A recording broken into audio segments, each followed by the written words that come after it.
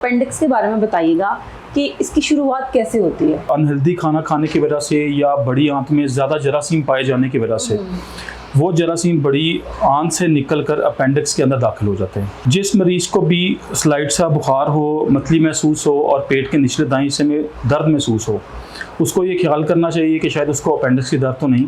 तीनों सिम्टम्स जो हैं वो इकट्ठे ही नमूदार होते हैं। कुड बी और could be not. Usually appendix जो है उसका ट्रीटमेंट जो है वो ऑपरेशन है। इसमें एज रेशो क्या मैटर करती है? यूजुअली जो अपेंडिक्स है वो नौजवान लोगों की बीमारी है। इसकी वजह सिर्फ हमारी अनबैलेंस डाइट हो सकती है। अनबैलेंस डाइट भी हो सकती है और बड़ी आंत में नॉर्मली जो हमारे जरासीम मौजूद होते हैं सब में कोई सॉलिडिफाई वजह नहीं है, कोई आइडेंटिफाइड वजह नहीं है। ये किसी को भी किसी भी वक्त दर्द शुरू हो सकती है। अच्छा, इसको डायग्नोस कैसे किया जाता है? कोई टेस्ट वगैरह होता है? अच्छा, यूजुअली हमारी बुक्स ये कहती हैं कि अपेंडिक्स का जो डायग्नोसिस है वो एक क्लिनिकल डायग्नोसिस है।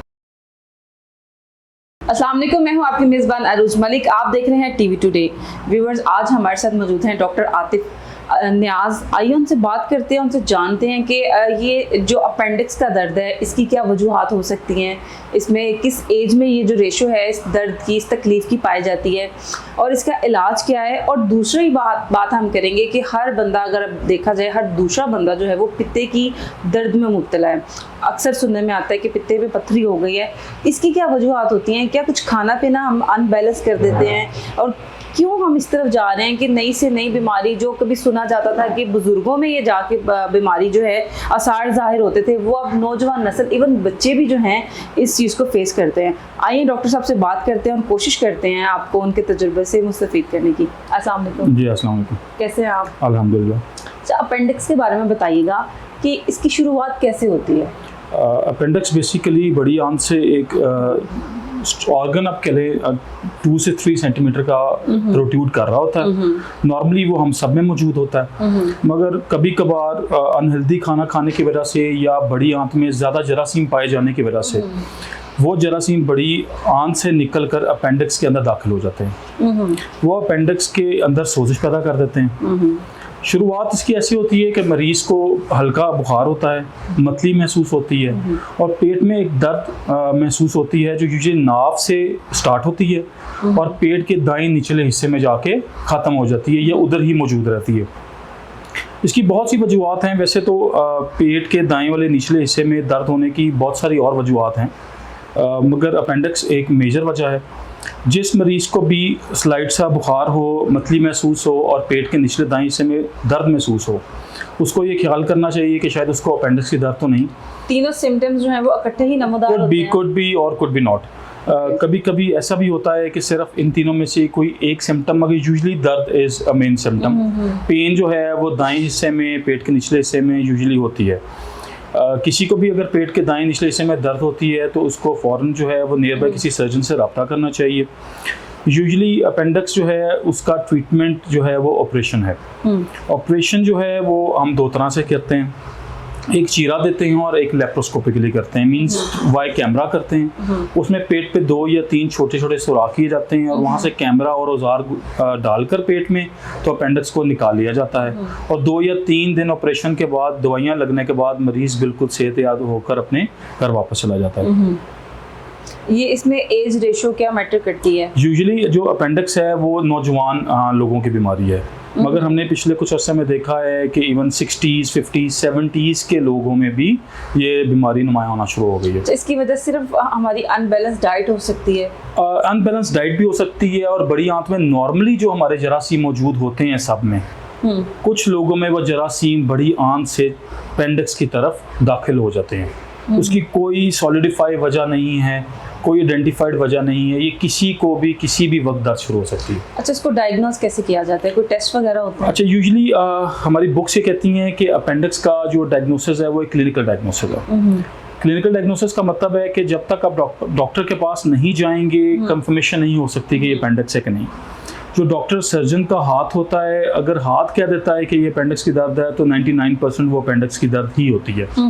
मगर सर्जन यूजुअली उसको कंफर्म करने के लिए खून का टेस्ट, जिसको हम CBC कहते हैं, जिसमें इन्फेक्शन वाजिया होता है, वो करवाया जाता है और दूसरा एक अल्ट्रासाउंड करवाया जाता है पेट का। वो अपेंडिक्स देखने के लिए तो नहीं करवाया जाता, वो बाकी जो और वजूहात हैं दाएं पेट के निचले हिस्से में दर्द की, उनको रूल आउट करने के लिए करवाया जाता है, जिसमें अंडादानी की सोजिश या अंडादानी में कोई गिल्टी या गुर्दे की नाली में कोई पथरी या पेशाब का कोई इन्फेक्शन शामिल है।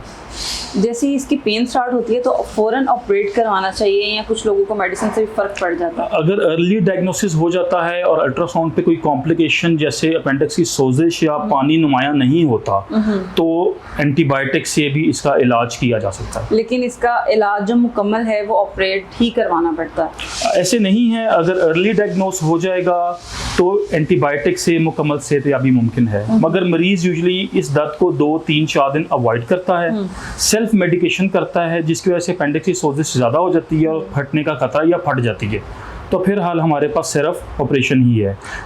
अच्छा, एक दूसरी हमारे पास बीमारी जो है गॉल ब्लैडर स्टोन जो है, पित्ते में जो पथरी है, वो उसकी वजूहात क्या बनती हैं, वो कैसे जो है, मैंने अब ये देखा है कि यंग जो जनरेशन है उसके हर दूसरे बंदे की या खातून के पित्ते में जो है वो पथरी है, तो क्या वजूहात है कि हम इतनी गंदबला चीज़ें खा रहे हैं, जंक फूड ज़्यादा खा रहे हैं, कुछ ऐसी लापरवाही कर रहे हैं? अच्छा, जो पित्ते में पथरी हैं उसकी 2 मेजर वजूहात हैं।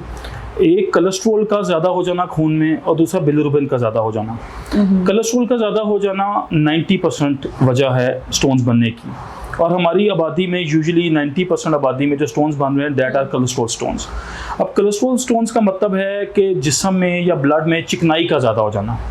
अब चिकनाई का ज़्यादा हो जाना से मुराद है कि हम जिस तरह जंक फूड या ऑयली फूड बहुत ज़्यादा इस्तेमाल कर रहे हैं, तो वो एक बहुत वजह है जिससे हमारी खून के अंदर कोलेस्ट्रॉल की शरह ज़्यादा होती है, और वो खून जो है बाद में पित्ते के अंदर दाखिल होता है और वहाँ से वो स्टोन्स में कन्वर्ट होना शुरू हो जाता है। ब्लड स्टोन में कन्वर्ट? एक्चुअली ब्लड स्टोन्स में कन्वर्ट नहीं होता, ब्लड टुवर्ड्स जाता है जिगर।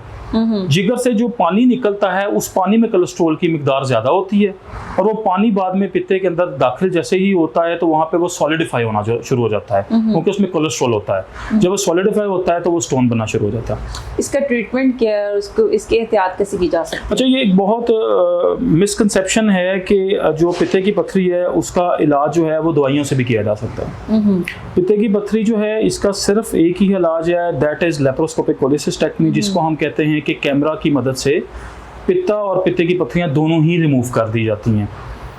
और दूसरा इलाज जो है दैट इज़ ओपन कोलेसिस्टेक्टमी, उसमें हम चीरे की मदद से निकालते हैं, मगर जो गोल्ड स्टैंडर्ड है वो है लेप्रोस्कोपिक कोलेसिस्टेक्टमी। दवाइयों से पित्ते की पथरियों के इलाज मुमकिन नहीं है, यानी कि हर सूरत में पित्ता निकालना। बिल्कुल, अगर पित्ते में पथरियां डायग्नोस हो गई हैं और मरीज़ को उस पथरियों की वजह से पेट के ऊपर वाले हिस्से में दर्द महसूस हो रही है, तो फिर ही और she is a candidate for cholecystectomy.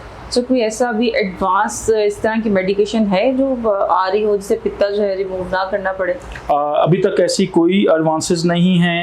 एक ट्रीटमेंट मोडलिटी है, उसको हम एक्स्ट्रा शॉक वेव लिथोट्रिप्सी कहते हैं। जैसे हम गुर्दे की पथरियों के अंदर शुआएं देते हैं पथरियां तोड़ने के लिए, वैसे ही गॉल ब्लैडर के अंदर ये ट्राई ज़रूर किया गया था, मगर ये अनसक्सेसफुल हो गया था बिकॉज देयर आर चांसेस कि पथरियां तो टूट जाएंगी, मगर वो पथरियां छोटे छोटे पीसेस में होके या पित्ते की नाली में आ जाएंगी, जिसकी वजह से हमें यरकान होने का खतरा होता है। दूसरा, ये पथरियां जो हैं वो लबलबे की नाली में चली जाएंगी, जिससे हमें लबलबे की सोजिश होने का डर होता है। और अगर ये दोनों ही ना हो और पथरियां छोटे पीसेस में टूट के छोटी आंत के थ्रू पखाने के रास्ते से खारिज भी हो जाएं, तो पित्ता अपनी जगह पे मौजूद होगा, और पित्ते की दीवार जो है वो असल में खराब हो चुकी होती है, और उसमें एक कह लें कि कैपेसिटी बन चुकी होती है कि उसमें दोबारा पथरियां बननी ही बननी है।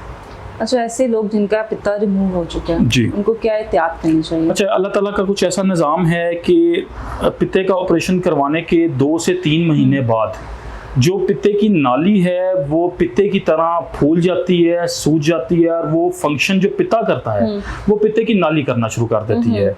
सिर्फ 2 से 3 महीने के लिए अपने सिम्टम्स जैसे तेजाबियत या डकार आना उनको रिड्यूस रखने के लिए, या वो ना हो, ऑयली चीज़ें या फ्राई चीज़ें अवॉइड करनी चाहिए, मगर आफ्टर 2-3 मंथ्स जो है आप नॉर्मल हेल्दी जिस तरह आप चाहें आप फूड ले सकते हैं। एक नॉर्मल इंसान की बिल्कुल एक नॉर्मल इंसान की तरह जिंदगी गुजार सकते हैं। साइड इफेक्ट्स नहीं है, कैसा पित्ता नहीं है, क्योंकि ऐसे सुनने में आता है ऐसी अगर बुजुर्गों की तरफ चले जाएं तो उनके तो फिर अपने ही एक रवायाती बयानात होते हैं कि अच्छा पित्ता नहीं है, ये नहीं खाना, वो नहीं खाना, ये नहीं करना, तो ऐसी कुछ मैक्सिमम 6 to 8 वीक्स बाद पित्ते की नाली पित्ते की शक्ल इख्तियार कर लेती है, या कह लें उसका फंक्शन अडॉप्ट कर लेती है। बहुत शुक्रिया आपके वक्त Thank you. का। जी व्यूअर्स, आपने देखा, आपने डॉक्टर साहब की बातें सुनी कि किसी भी बीमारी का जो डायरेक्ट ताल्लुक है वो हमारी खुराक से है। हम लोग बहुत ज़्यादा जंक फूड, ऑयली फूड जो है हमने डाइट में इनटेक करना शुरू कर दिए, जो कि हमारी तमाम तर बीमारी की वजूहत बनते हैं। तो थोड़ा सा एहतियात करें ताकि अच्छी और बेहतर ज़िंदगी गुजार सकें। और हॉस्पिटल और मेडिकेशन, जो मेडिसिन हैं, उनके अपने साइड इफ़ेक्ट होते हैं, तो उनसे हम किस तरह बचा जा सकता है। इसके साथ ही अरूज मलिक को दीजिए इजाज़त। मिलते हैं अगले प्रोग्राम में। अल्लाह हाफ़िज़।